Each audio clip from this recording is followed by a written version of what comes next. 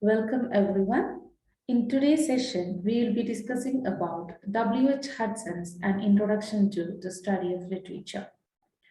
So this is a very significant and important work that defines literature and makes students of literature aware of how they should study literature. The very opening of first chapter, entitled as Some Ways of Studying Literature, Hudson tries to draw a boundary line between books of literature in literary sense and books which cannot be regarded as literature. And he finally defines literature and closes off this chapter. And Hudson says that the word literature is loosely used in our day-to-day communication. In common sense, literature means whatever that is written or printed. It is very difficult to differentiate between literature and documents.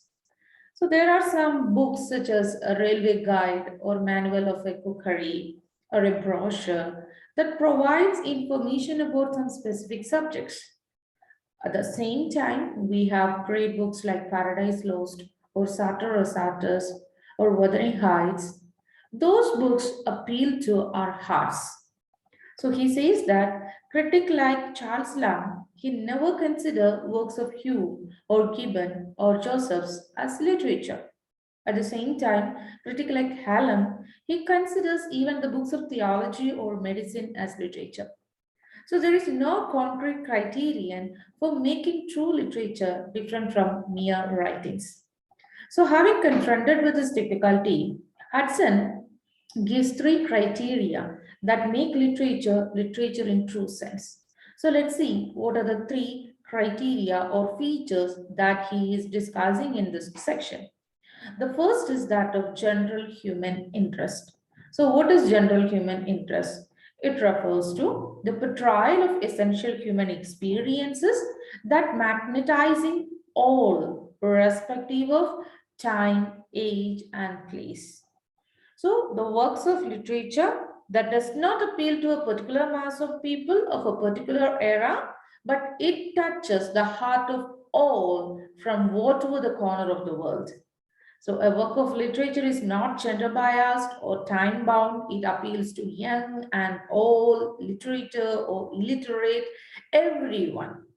So, it has always a subject matter that creates a general human interest that appeals to everyone.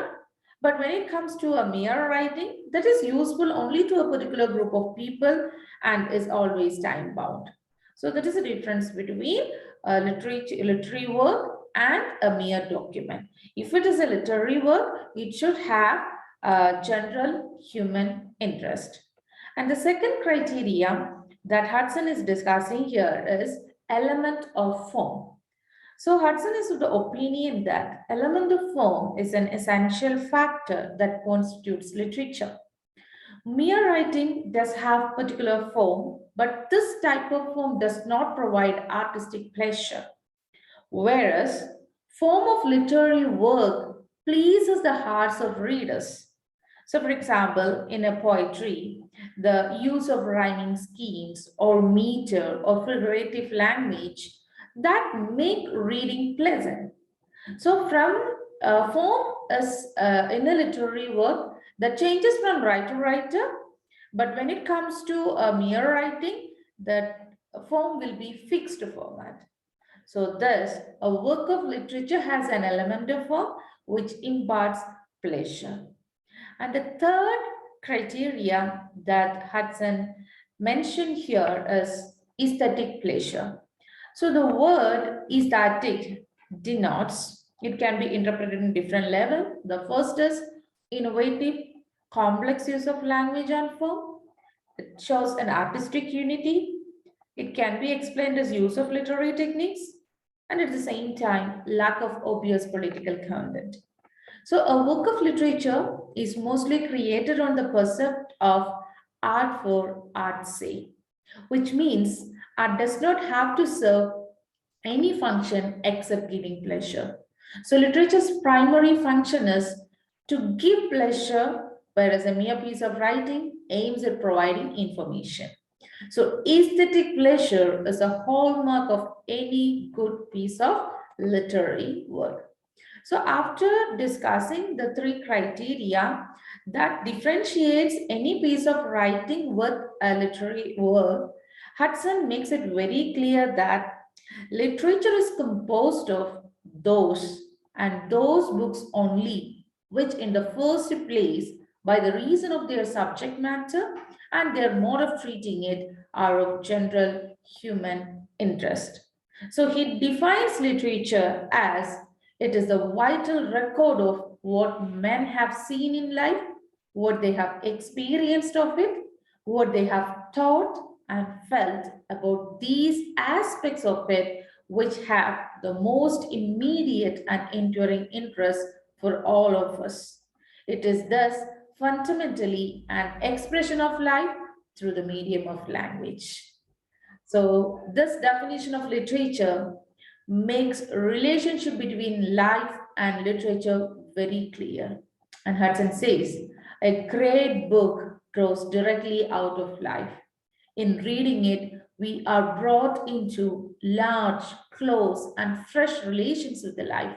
And in that fact lies the final explanation of its power. Thus, literature comes out of human life.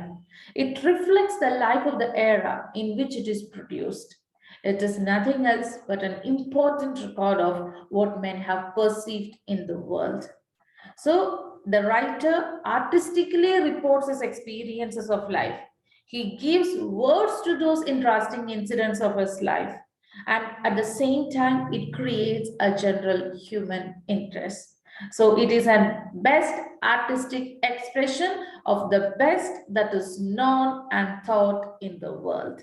It is a record of man's dreams, ideals, failures, achievements, his disappointments and pleasure, motives, passion, experiences, and observation. It is a product of life. While reading it, we are brought in large, close, and fresh revelation of most enduring aspects of life. Thank you.